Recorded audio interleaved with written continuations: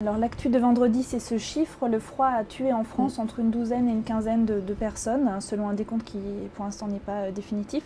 Durant sa précédente campagne, Nicolas Sarkozy avait déclaré « Je veux, si je suis élu président, que plus personne ne soit obligé de dormir sur le trottoir ou d'y mourir de froid ». Est-ce que la promesse, selon vous, était trop ambitieuse ? C'est compliqué, c'est un dossier que je connais bien parce qu'à Nancy, je m'occupe notamment du social.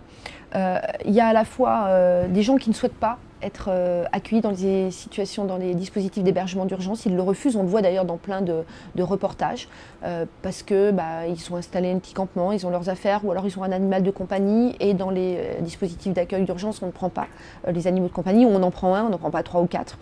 Il y a des gens, beaucoup dans la rue, qui sont dans des situations psychologiques extrêmement graves et qui refusent d'être accompagnés. Il y a aussi des gens pour lesquels il n'y a pas suffisamment de dispositifs. À Nancy, par exemple, on n'a pas de problème de place.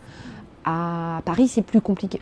Alors, c'est pas que sa promesse était trop ambitieuse, c'est que notre société aujourd'hui génère du rejet, génère de la difficulté. On n'est pas à l'abri chacun d'un chômage, d'un divorce, qui fait qu'on va se retrouver dans la rue. Il y a des solidarités familiales qu'il faut enclencher, il y a des solidarités de la part de l'État qu'il faut continuer.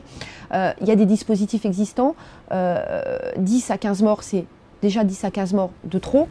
Il n'empêche que par rapport à tous les plans qu'on a mis en place, on voit qu'il y a énormément de travail, qu'on a ouvert des gymnases, qu'on a ouvert des lieux d'accueil, que si le plan grand froid est mis en place, le métro également reste ouvert. On essaye au maximum d'accompagner les gens dans ces moments-là. C'est pas un satisfecit, c'est juste dire on fait au maximum des potentialités de chacun, y compris avec les difficultés que peuvent rencontrer les personnes aidées elles-mêmes.